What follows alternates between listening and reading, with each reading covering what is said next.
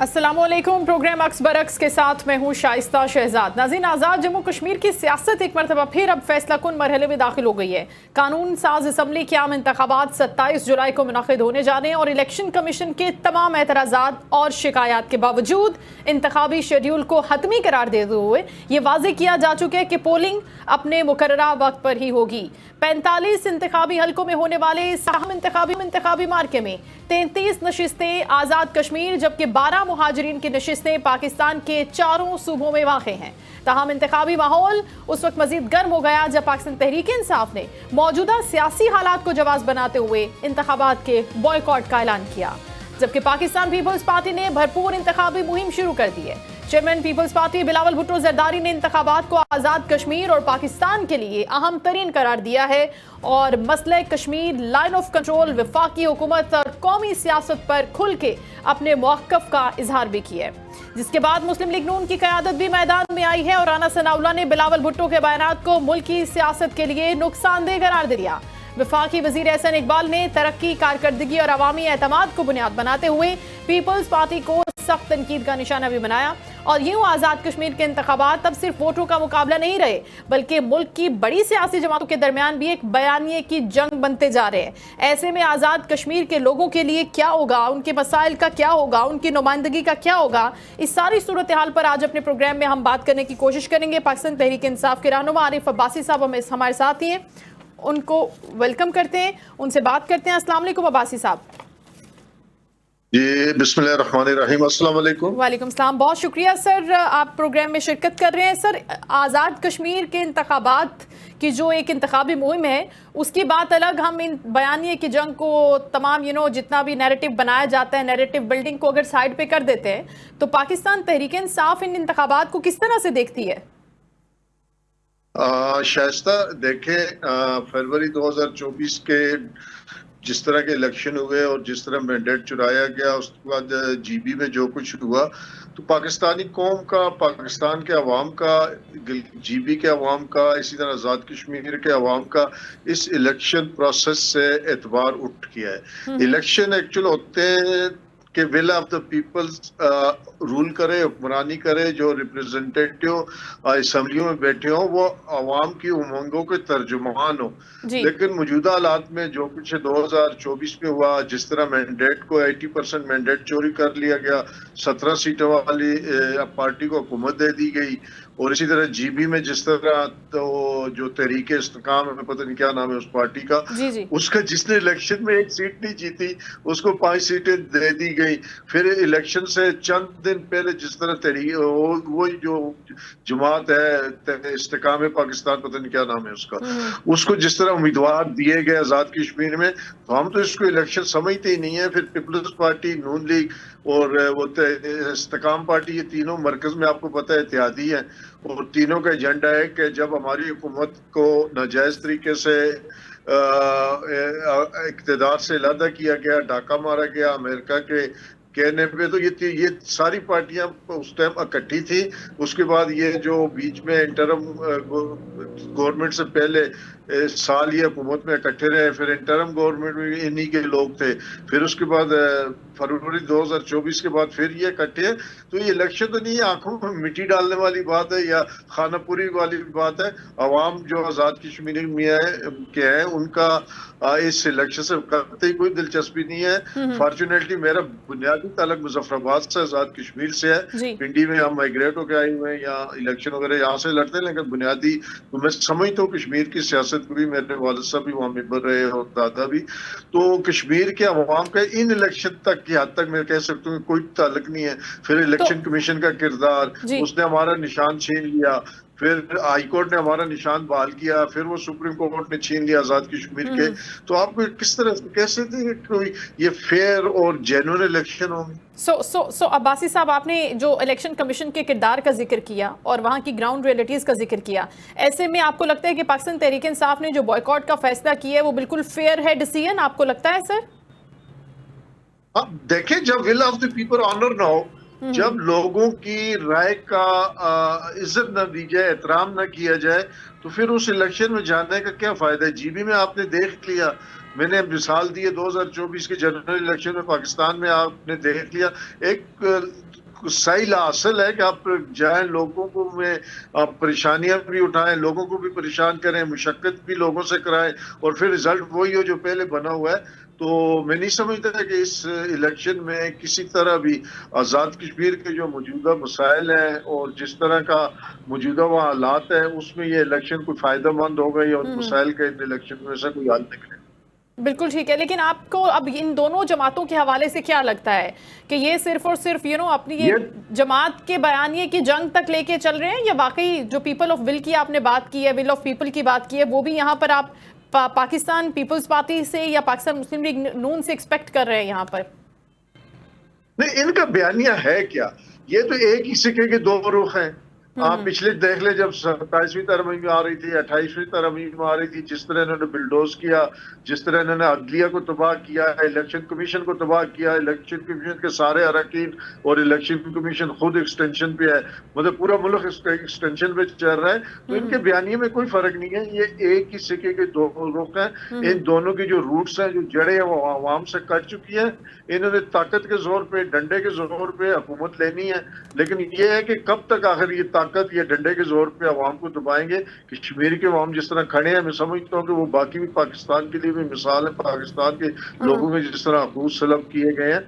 तो मैं तो ये बड़ा ईमानदारी से समझता हूँ कि कश्मीर के लोग इस इलेक्शन के साथ अपने आप को लाताल्लुक रख के वो मैसेज देंगे कि जिससे आने वाला नक्शा क्लियर होगा। अभी देख लेते हैं कि क्या वाकई आज़ाद कश्मीर के लोग इससे लाताल्लुकी का इजहार करेंगे, अब्बासी साहब। और दूसरा, मैंने आपसे मुहाजिरीन के मैटर पर भी बात करनी है, जो उनकी सीटों का एक पूरा कॉन्फ्लिक्ट चल रहा है। अभी पाकिस्तान मुस्लिम लीग नून से हमें ज्वाइन कर रहे हैं अली अकबर गुजर साहब, उनको वेलकम कर लेते हैं। अस्सलाम वालेकुम सर।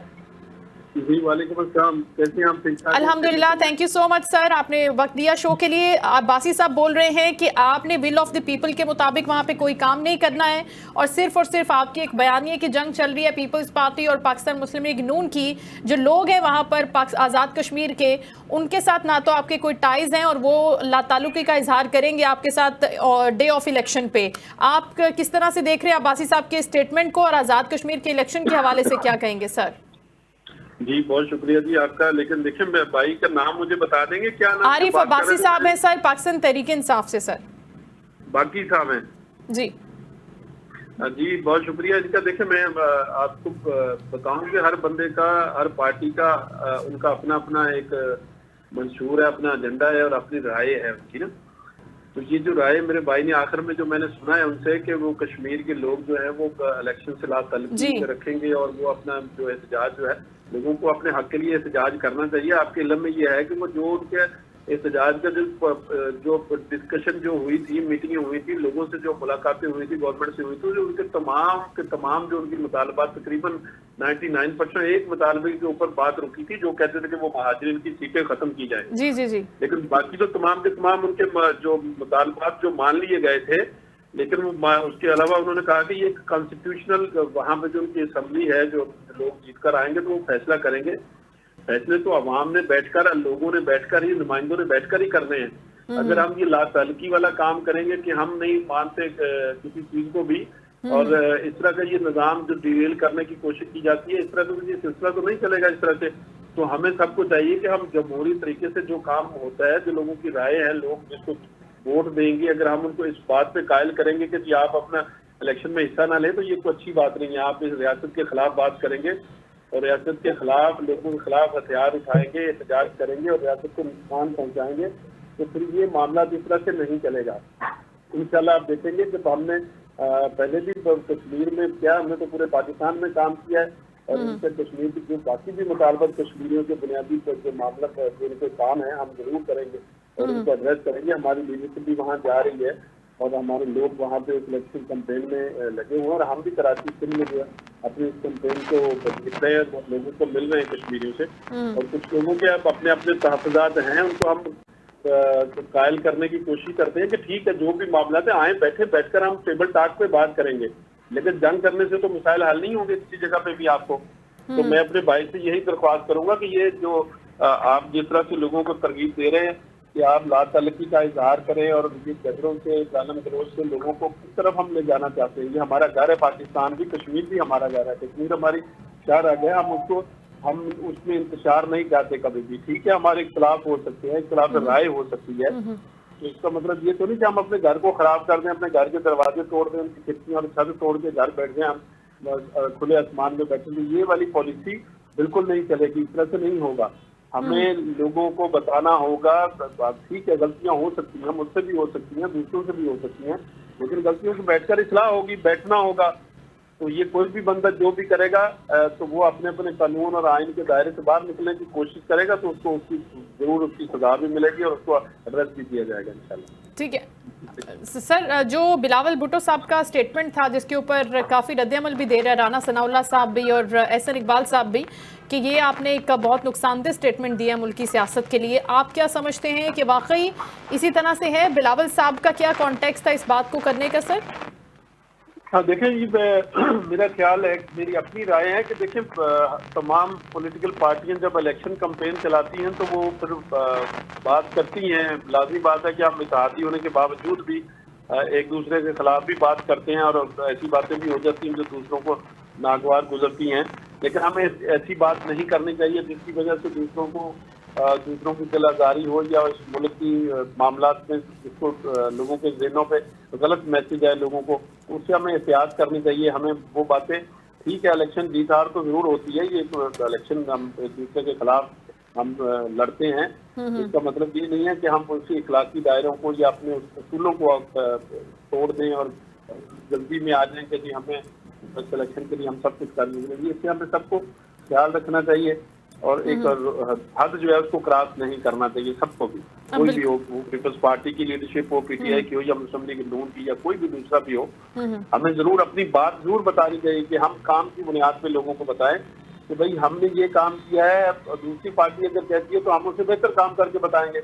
अगर हमने मोटरवे बनाए, हमने यहाँ पे एयरपोर्ट बनाए, यहाँ पाकिस्तान में जो हमने काम किए, तो दूसरी पॉलिटिकल पार्टी बताए कि हमें इन्होंने 10 एयरपोर्ट बनाए तो हम आगे दूसरे शहरों में भी एयरपोर्ट बनाएंगे। मतलब परफॉर्मेंस पे बात होनी चाहिए, कारकर्दगी पे बात होनी चाहिए, जातियात पे बात नहीं होनी चाहिए। अच्छी सोच है। पीएमएलएन में भी ऐसी सोच के लोग हैं। बहुत अच्छा लगा अली अकबर गुजर साहब आपने ये गुफ्तगू की, क्योंकि अक्सर इस तरह की बातें जो हैं वो सुनने को मिलती नहीं है ज़्यादा पीएमएलएन की तरफ से। अब्बासी साहब, आप क्या समझते हैं कि वाकई जो बिलावल साहब का ये स्टेटमेंट है उसके ऊपर इसी तरह का रद्द-ए-अमल आना चाहिए था जिस तरह से अब पाकिस्तान मुस्लिम लीग नून के लोग जो हैं वफाकी वुज़रा रिएक्शन दे रहे हैं, या जस्ट अ पॉलिटिकल स्टेटमेंट, इसको ज़्यादा सीरियस नहीं लेना चाहिए? ज़ाहिर है माहौल गर्म होता है, इलेक्शन होते हैं, इंतखाबी मुहिम होती है, तो आपने समटाइम्स अपने वोटर सपोर्टर्स के लिए इस तरह की बात करनी पड़ती है आपको। नहीं, बात तो देखें, हर पार्टी सियासी पार्टी का बुनियादी तौर पे तो जो जमहूरियत के मुताबिक एक मंशूर होता है और उनका एक अपना नजरिया होता है। लेकिन देखें, पीपल्स पार्टी और नून लीग में कोई फर्क नहीं है। ये जिस तरह का इनका रवैया माजी में रहा है, सिर्फ आवाम को बेवकूफ बनाने के लिए, तकसीम करने के लिए दो नाम है इनका मकसद, इनका मंशूर, इनका कानून कायदा, इनकी परफॉर्मेंस एक जैसी है। जितनी करप्शन उन्होंने की है उससे ज्यादा उन्होंने अगर सारे महल बनाए हैं तो इन्होंने इंग्लैंड में जायदादें बना ली हैं, मोटरवे बनी है तो मोटरवे के कमीशन कहाँ गए हैं। और बाकी मैं तो जो कि असम्बली में रहा हूँ, मुझे तो बहुत कुछ पता है। एक नदीपुर पावर प्रोजेक्ट हमारा, वो कोई 80 अरब रुपए से शुरू हुआ और 450 अरब पे गया, आज तक उससे 1 मेगावाट बिजली नहीं बनी। तो इनके तो दोनों के तरीकाकार एक ही है, सिर्फ नाम मुख्तलिफ है। तो मेरे भाई ने बात की, मुझे बड़ा अच्छा लगा, बड़े समझदारी की बातें की है अली अकबर गुजर साहब ने। लेकिन इनको मैं मसाइल जो उन्होंने कहा ना, कश्मीरियों के मसाइल हल हो गए थे और एक मसला रह गया था, मेरे भाई नहीं, मैं आपको मसाइल यहाँ गिनवा देता हूँ ताकि आपकी क़यादत तक भी पहुँच जाए। एक मसला इस सीटों का है, वो आईनी मसला, हम उसको बिल्कुल समझते हैं कि आइन के जरिए ही चेंज होगा। दूसरा, शेड्यूल बैंक, कश्मीर बैंक को शेड्यूल बैंक में शामिल करना कौन सा कोई प्रॉब्लम है?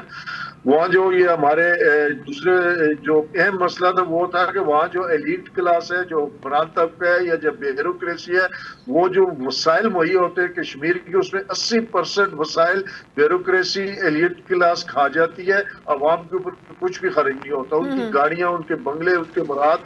ये एतराज है वहाँ के लोगों को कि यार ये जो पैसा हमें हमारा होता है, ये बजाय हमारे ऊपर खर्च होने का हम वहाँ ब्यूरोक्रेसी के रहन सहन देखें, उनके घर देखें, उनकी गाड़ियां देखें, फिर जो हुक्मरान तक पे जो सियासतदान है, मिनिस्टर है, MLAs हैं, उनकी करतूत देखें तो गुस्सा तो आता है। वहाँ मैं बुनियादी तौर पे मुजफ्फराबाद का रहने वाला हूँ, चाहे कि मैं पिंडी में बड़े जमाने से हम यहाँ सेटल हैं, लेकिन हमारा आबाई इलाका मुजफ्फराबाद है और हमें उन लोगों के हालात का पता है कि वहाँ आम आदमी किस तरह अपनी जिंदगी गुजार रहा है। और जब वो अपने हुक्मरानों को या ब्यूरोक्रेसी ज्यादा बड़ी हुक्मरान है अवामी नुमाइंदों से, उनके जब हालात देखते हैं, उनका रहन सहन देखते हैं, उनके बच्चों को देखते हैं, उनकी गाड़ियां देखते हैं, तो उसमें शदीद किस्म का गुस्सा पैदा होता है।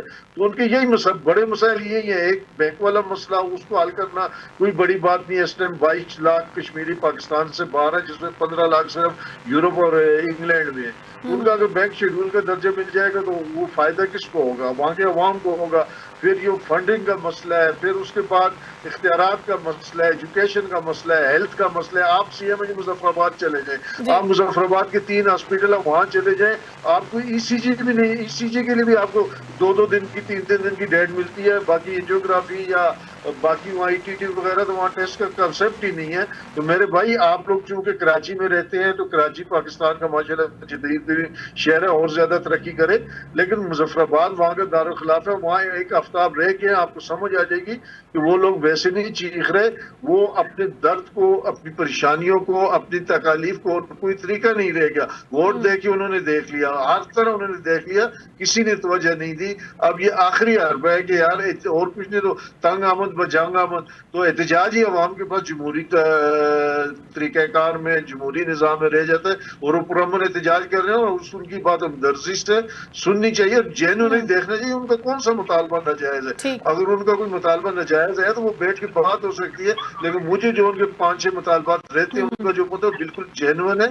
उस मुतालबात में वो हक बजाने में और उनको मुतालबात को मान लेने में रियासत पाकिस्तान का भी कोई नुकसान नहीं। ठीक है, तो रियासत ने अब तक उनको इंगेज करने के लिए कितना काम किया है और क्या वाकई वो समझते हैं कि इन मुतालबात के ऊपर बात होनी चाहिए? क्योंकि जब बातचीत होगी, उनके साथ कम्युनिकेशन होगा, तो उसके बाद हल की तरफ निकलेंगे। अली अकबर साहब से मैं ये पूछना चाहूँगी, सर वाकई हुकूमत सोच रही है इनके मुतालबात को सुनने का या उन पर अमल करने का, उनको रिजॉल्व करने का, या फिर ये कहा जा रहा है कि ये तो ब्लैकमेलिंग है और हम एक जिस तरह से बिलावल साहब ने भी मुतालबा किया था कमीशन बनाने का, तो उसी के ऊपर चलेंगे, वही पैटर्न होगा अल्टीमेट? सर नहीं, देखिए, मैं आपसे अर्ज करूँ कि देखिए ये बात बिल्कुल बाकी साहब ने दुरुस्त कहा है कि बात जो उनके मुतालबात हैं जो रहते हैं, जिन्होंने 3-4 चीज़ों का जिक्र किया है जी। तो हुकूमत के लिए तो ये बिल्कुल ज़रूरी है कि हम उन कश्मीरियों के जो जायज़ मुतालबात हैं उनको हम मानेंगे जी। और इस बात को आगे लेकर चलेंगे, ज़रूर चलेंगे इंशाअल्लाह ताला। अल्लाह ने चाहा तो ये मुतालबात पूरे करेंगे। लेकिन बीच में जो इंतशारी एलिमेंट जो आ जाता है, बीच में जो आए हुए हैं जिन्होंने उनको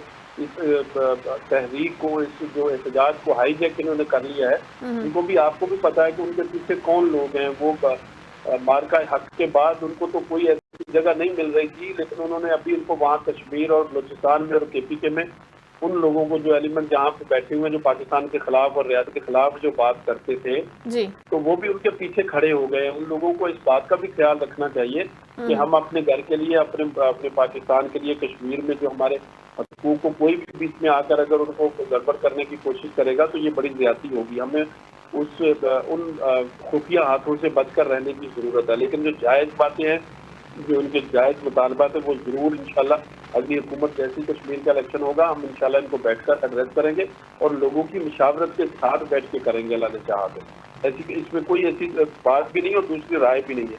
और बाकी साहब की बात का मैं ये थोड़ा सा मैं इनको कह दूँ कि आपने मुजफ्फराबाद की बात की, हम कराची में रहते हैं, आपने बड़ी अच्छी दुआ दी है हमारे लिए। लेकिन अगर कराची आप तशरीफ लाएं तो मैं आपको कराची का विजिट करा दूंगा कि यहाँ भी लोगों के पास पीने का पानी नहीं है, यहाँ पे भी लोगों के पास सीवरेज का निज़ाम नहीं है, और यहाँ पे भी लोगों के पास सफाई सुथराई का निज़ाम कोई नहीं है। हॉस्पिटल सरकारियों में भी लोगों का बड़ा बुरा हाल है, एजुकेशन का यहाँ पे भी बड़ा बुरा हाल है। लेकिन ये अब ऐसा तो नहीं कि यहाँ के शहरी उठकर खड़े हो जाएं और जाके पूरा यहाँ कराची शहर को बंद कर दें और सिंध को हम बंद कर दें। लेकिन हमें बैठकर उसकी इस्लाह करनी है, उसके लिए एहतजाज करना है कि हमें भी हमारा हक जो है हमें मिलना चाहिए। लेकिन ये बात इस तरह की, यहाँ पे भी कोई दूध और शहद की नहरें नहीं बह रही, लोग परेशान हैं। यहाँ पे रोज टैंकरों से पानी लेते हैं, वहाँ तो पानी आप लोगों को वहाँ से पहाड़ों का, दरियाओं का साफ सुथरा पानी मिलता है, बर्फ का पानी मिलता है। यहाँ लोग परेशानियों का शिकार है मुल्क के अंदर भी। लेकिन इंशाल्लाह अल्लाह ने चाहा तो हम कोशिश कर रहे हैं पाकिस्तान मुस्लिम लीग नून की क़यादत में हमेशा। देखिए हमने जो मेगा प्रोजेक्ट दिए, कोई ऐसा काम तो हमें बता देना बाकी साहब, कुछ ना कुछ तो अच्छी बात तो हमें ज़रूर कहें। इसमें कोई बात नहीं कि हम भले एक दूसरे के सियासी मुखालिफ भी हों, जो सही बात है वो करनी चाहिए। नहीं, वैसे अब्बासी साहब करते हैं, खुले दिल से बात करते हैं, जिस तरह से आप इतनी फरागदिली से बात करते हैं, उनका भी इसी तरह से बात करते हैं, यही अंदाज है। अब्बासी साहब बता दें आप अली अकबर साहब को। नहीं, मैं बाकी साहब से बता दूं कि देखें मुखालिफत बराए मुखालिफत नहीं करनी चाहिए। जो सही काम करेगा हम उसको कहेंगे कि सही काम कर रहा है, जो नहीं करेगा उसको हम उसको ऊपर बताएंगे, उनको राय देंगे और उनको बताएंगे कि ये काम ऐसे ठीक हो सकता है। लेकिन हम उनको बुरा भला कहने से तो हमें थोड़ा सा वो हाथ हल्का रखना चाहिए कि नहीं, हमें जरूर जो अपोजिशन को में जो लोग होते हैं उनको बात करनी होती है, लेकिन उनको लड़ाई जंग तो नहीं करनी चाहिए। अपोजिशन वाले उठा के डंडे उठा के दूसरों को मारना शुरू कर दें। लोगों की इस्लाह करनी चाहिए। ठीक काम जो अगर कोई करे तो पाकिस्तान में हमारी तो पंजाब में अभी हुकूमत है, अल्लाह का शुक्र है कि आप वहाँ देखेंगे तालीम का निज़ाम देख लें, आप वहाँ पे एजुकेशन का निज़ाम देखेंगे, वहाँ रोड देख लेंगे, पानी देखेंगे, वहाँ अमन अमान की सूरत हाल देख लें, पुलिस का निज़ाम देखेंगे, तमाम वो आप चीज़ें फोरम जो है हमने उसको देखा है और बड़े अच्छे तरीके से वहाँ पे काम करी मरीम नवाज साहबा ने काम किया है। और मजीद जो रह गए हैं छोटी मोटी जो खामियां कुताहियां हैं उसको बेहतर करने की भरपूर कोशिश करेंगे, टीम को अच्छा करने की कोशिश करेंगे, अच्छा काम करने वाले लोगों को आगे लेकर आएंगे। और पाकिस्तान में भी इसी तरह से हम चारों सूबों को, कश्मीर और जीबी को भी साथ लेकर चलेंगे इंशाल्लाह। अब कश्मीर का इलेक्शन आ रहा है, लोग वोट देंगे, मुस्लिम लीग नून की हुकूमत बनेगी इंशाल्लाह। और वहाँ पे कश्मीर के जो बाकी काम रह गए हैं, जो छोटे मोटे हैं, जो प्रॉब्लम है, उनको इंशाल्लाह करेंगे।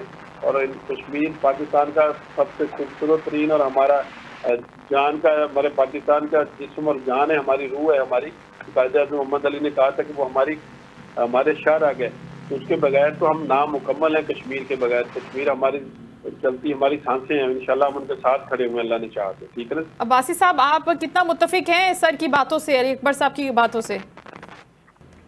नहीं, एक्चुअली अली अकबर साहब को शायद उन मसाइल का सही तरह इदराक नहीं है।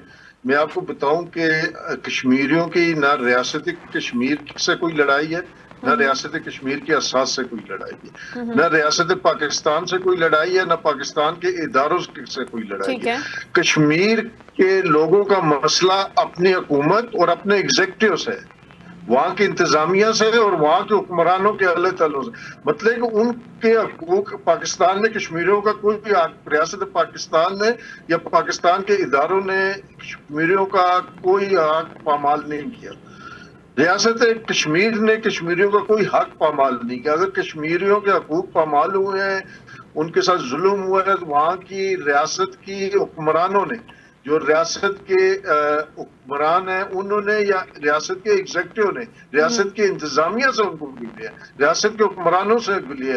रियासत से कोई गिला नहीं है, रियासत कश्मीर से, रियासत कश्मीर के नजरिए से, रियासत कश्मीर की असास से, पाकिस्तान के नजरिए से, पाकिस्तान के साथ अलहाक से, पाकिस्तानी इदारों से कोई गिला नहीं है। उनकी लड़ाई अपनी मुकन्नना से, अपने हुक्मरानों से और अपनी एग्जीक्यूटिव से है, जो वहाँ इंतजामिया है। तो इसलिए इसको दूसरे रंग देना कि वो कोई मुल्क दुश्मन है, पाकिस्तान दुश्मन है, वो कश्मीर दुश्मन है, जो पाकिस्तान के खिलाफ बात करना चाहते हैं, ऐसी कोई बात नहीं है। इसको समझने की जरूरत है।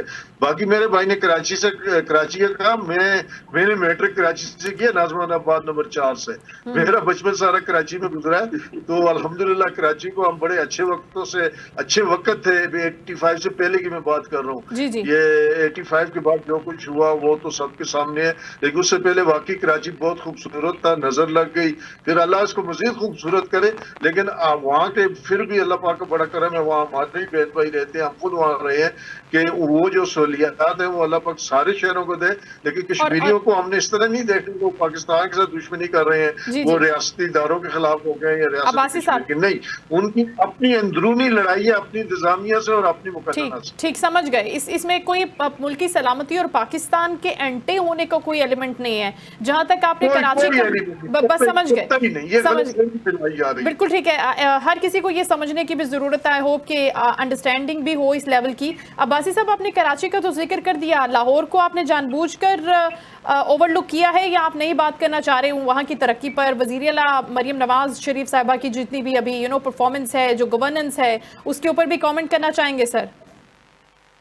नहीं, लाहौर की 4-6 सड़कें छोड़ के तो बाकी लाहौर अगर आप कभी आए तो सराउंडिंग लाहौर का देखें, वहाँ लोग किस तरह जिंदगी गुजार रहे हैं और क्या हाल है। और इस पर आजकल स्पेशली जो लोड शेडिंग ने लाहौर में और गर्मी जो लाहौर की है, तो वहाँ जो उसकी तो बात करना मतलब कि वहाँ असेंबली में हम जाते हैं, रहते हैं वहाँ, तो कुछ रोडें तो बिल्कुल, रायगढ़ रोड हो गई, मार रोड हो गई, नहर वाली रोड होगी, ये तो बड़ी अच्छी चमक दमक है। लेकिन थोड़ा सा इससे अंदर जाके भगवानपुरे के अंदर चले जाए, वसंतपुरे के अंदर चले जाए, इस तरह अंदर ये तो अंदरून के इलाके हैं ना सर, ये तो फिर हर शहर में आप कहीं पर भी जाएंगे तो आपको, हाँ ये तो अंदरून के इलाके तो बिल्कुल आपको इसी तरह से मिलेंगे। वैसे मरियम नवाज शरीफ साहबा ने अंदरून के ऊपर भी काम शुरू किया, मैंने एक वीडियो सोशल मीडिया पे देखी थी जहां पर वो पूरा एक मॉडल बन रहे हैं अंदरून का इलाका भी। वो भगवानपुरे की एक बाजार है।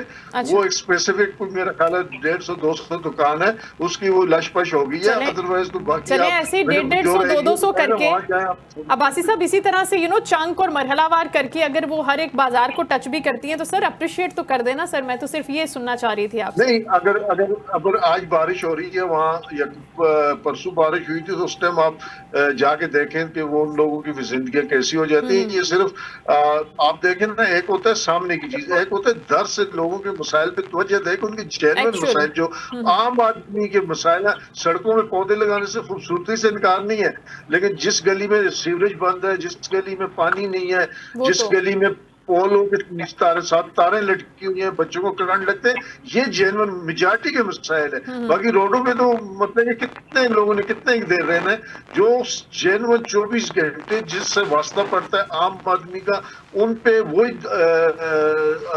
तवज्जो दे सकते हैं जो अवाम के वोटों से आए हो, जिसको पता हो ना मैं पहले अवाम के वोटों से आए हूँ, ना मैंने अवाम के वोटों से आना है, उस दिन तो पेरा पोस्ट बना के डंडे ही चलाना है। अच्छा, आम आदमी। अली अकबर गुजर साहब क्या कहना चाहेंगे सर? जी, मैं बेसिकली देखें, मैं आपको बताऊं कि बाकी साहब को अल्लाह ने, मेरा ख्याल है कि बस वो अपनी उस दायरे से नहीं निकल रहे, कि वो जो माइंड सेट जो है ना उससे बाहर नहीं निकलना चाह रहे। अल्लाह इनको जज़ा दे। मैं अपने खर्चे पे मैं आपको भी दावा देता हूँ और बाकी साहब को भी दावा देता हूँ। मैं आपके 47 डिस्ट्रिक्ट में इनको लेके चलूंगा, वहाँ से आप सियालकोट से लेके नारोवाल, शेखुपुरा, गुजरावाला, फैसलाबाद, जेलम से लेकर लाहौर से ले शेखुपुरा से आ जाए, मुल्तान आ जाए, सारे मैं आपको मैं जहाँ जहाँ कहेंगे मैं इनको घुमा दूंगा। जिन चीज़ों का इन्होंने, मेरे भाई ने जिक्र किया है कि तारें लटकी हुई वहाँ दिखा दे मुझे, और ये जो सफाई सुथराई का सुथरा पंजाब मैं आपको दिखा दूंगा घुमा के। मैं पूरा पंजाब आपके साथ घुमाने के लिए इनको तैयार हूँ, लेकिन इनको अल्लाह ने हिम्मत नहीं दी। ये तो वो बातें करते हैं, लेकिन ना बातों से तो चीज़ें नहीं होती ना। ये 50 लाख की बात करते थे नौकरियों की, और 1 करोड़ नौकरियां, 50 लाख घर, और गवर्नर हाउस उसी वक्त बलडोजर बाहर खड़े किए हुए थे। ये सारी चीजें इस तरह से बातें करना चाहिए, मानना चाहिए, किसी को अच्छा काम किया तो मानना चाहिए, लेकिन ये मानने के लिए तैयार नहीं। अब सीधी बात करो, उन्होंने एक्सेप्ट किया। अभी कौन सा काम है वहाँ पे नहीं हुआ है, मेरे साथ चले, लेकर चले इनको, मैं वहाँ जाके दिखाऊं कि भाई कहाँ कहाँ काम हुआ है, कहाँ पर। लेकिन क्योंकि ये मैं कह रहा हूँ कि वहाँ कश्मीर में भी एक इंतशारी टोला है, वहाँ पे जो लोगों के साथ मिला हुआ है, जो लोगों को उनके जज्बात को उभार रहा है और उनको लोगों के रियासत के खिलाफ काम कर रहा है। यही माइंड सेट है वहाँ पे भी। तो लोगों की बात नहीं मान रहा। पाकिस्तान ने 10 मई को जो हमारा मार्का हक जो पाकिस्तान ने पूरी दुनिया में जो कामयाबी के झंडे गाड़े हैं वहाँ पे, जो पाकिस्तान को जो इज्जत मिली है, जो पाकिस्तान को वकार मिला है, पूरी कौम को, मैं ये मियां नवाज शरीफ साहब को, ये शहबाज साहब वज़ीर आज़म को, या फील्ड मार्शल की को इज्जत नहीं मिली है, ये हमें सबको मिली है। कश्मीरियों को भी इज्जत मिली है, हमारे पाकिस्तान के हर वो एक शहरी को, सबका सर पकड़ से बुलंद हुए, जो पाकिस्तान से बाहर रहते हैं उनको भी इज्जत मिली है। तो ये बात हमें माननी चाहिए। क्यों नहीं आप बात देने के लिए, किसी को कहने के लिए दर इंतजार फैलाना है। वहाँ पे जो बातें करते हैं इनसे पूछो तो सही, कोई काम इन्होंने इनकी पार्टी ने, जिनसे पीटीआई से ताल्लुक आपने बताया कि इनका है, तो काम तो नहीं किया। ये तनकीद करा है, तनकीद करने के अलावा कोई इनके पास जगह नहीं है किसी को भी। लेकिन खुदा के लिए बहुत हो गया है, अभी सीख ले, कुछ ना कुछ बेहतरी के लिए चलें। जो अच्छा उसको अच्छा करें, जो नहीं काम करता उसको बताएं जरूर उनको। ठीक है, लेकिन वो अब्बासी साहब की अपनी अब्बासी साहब की अपनी राय ना सर, आप फिर बिल्कुल ही आंखें बंद कर लें। आप कहते 2-4 रोड है वहाँ लाहौर के और बाकी तो वहाँ पे नहीं है। मैं तो लाहौर की बात ही नहीं कर रहा हूँ, मैं तो आपको 47 डिस्ट्रिक्ट की बात कर दी आपको। मियांवाली से लेके आप इधर कराची जो अपना कहाँ से शुरू, सादकाबाद से शुरू हो जाते हैं, यहाँ रहीम यार खान से, यहाँ से मैं आपको ले चलता हूँ अटक तक। आप मैं आपको रोडों पे घुमाते हुए ले जाता हूँ, मोटरवे से जीटी रोडों पे, जहाँ कहेंगे मैं आपको ले चलूंगा। तो फिर आप इसको तो मान लें कम से कम, यह हमने काम किया है। लेकिन वो कहते नहीं जी, वो तो 2-4 रोड बना के दिखा दिया। चले ये फिर उनका एक अपना पर्सनल ओपिनियन है सर, उसके ऊपर हम कुछ नहीं कह सकते। जी अकबर गुजर साहब, बहुत पर्सनल व्यू नहीं, मैं देखे अगर इन्होंने बीआरटी वहाँ पे बनाई है, पेशावर में बनाई थी ना वहाँ उन्होंने, तो अभी तक कंप्लीट नहीं कर सके, सारी बातें करते थे, जंगला बस का करते थे, फिर कर तो कुछ ना सके। तो कहा वहाँ पे लोगों के लिए क्या किया, वहाँ एजुकेशन का क्या सूरत हाल है, 15-18 साल हो गए, वहाँ पे हेल्थ की क्या सूरत हाल है, वहाँ पे दहशतगर्दी या मुसलमान की क्या सूरत हाल है, आपने क्या लोगों को किया, अपनी हुकूमत खुद खत्म करते हैं। ये सूबाई असम्बली दोनों खत्म की, केपीके को खत्म किया, बलोचिस्तान पंजाब में गवर्नमेंट अपनी खत्म की, वफाक है हुकूमत थोड़ी। ये पॉलिटिकल पार्टी नहीं है, ये एक सियासी पार्टी कभी अपने लोग अपनी हुकूमतें खत्म करती है, कभी किसी के पीछे लगने पे। कल किसी को उनको अपना बाप मानते थे, कहते थे जो चीफ होता है वो उनका बाप होता है, तो आज उनको गाली। ये बात फिर बहुत आगे बढ़ जाएगी, मेरे पास जरा शो का वक्त कम है। आदि अकबर गुजर साहब, इसको हम दोबारा डिस्कस करेंगे। बहुत शुक्रिया आप शो में आए। आरिफ अब्बासी साहब, आपका भी बहुत शुक्रिया। दोनों रहनुमाओं ने गुफ्तगू की। आज़ाद कश्मीर के इलेक्शन के हवाले से पाकिस्तान मुस्लिम लीग नून काफ़ी पुरज़्म है कि वहाँ के लोगों को हम इंगेज करेंगे और जो उनके लोकल लोगों के अमायदीन हैं उनको हम बिठाएंगे और उन पर उनके मसाइल पर गुफ्तगू करके उसको रिजॉल्व करेंगे। दूसरी तरफ पाकिस्तान तहरीक इंसाफ ये समझ रही है कि just a political statement Pakistan Peoples Party and Pakistan Muslim League Noon के दरमियान जो एक बॉल को कैच करने की कोशिश की जा रही है, वहाँ के ग्राउंड रियलिटी से और वहाँ के लोगों के मसाइल और उनके हल से इनका कोई सरोकार नहीं है। लेट्स सी कि क्या होता है इलेक्शन के बाद, लोग किसको अपना एक कॉन्फिडेंस का वोट देते हैं। इस मामले के ऊपर शो का वक्त खत्म। अपना ख्याल रखिएगा। इंशाल्लाह कल आपसे दोबारा मुलाकात होगी। अल्लाह हाफिज़।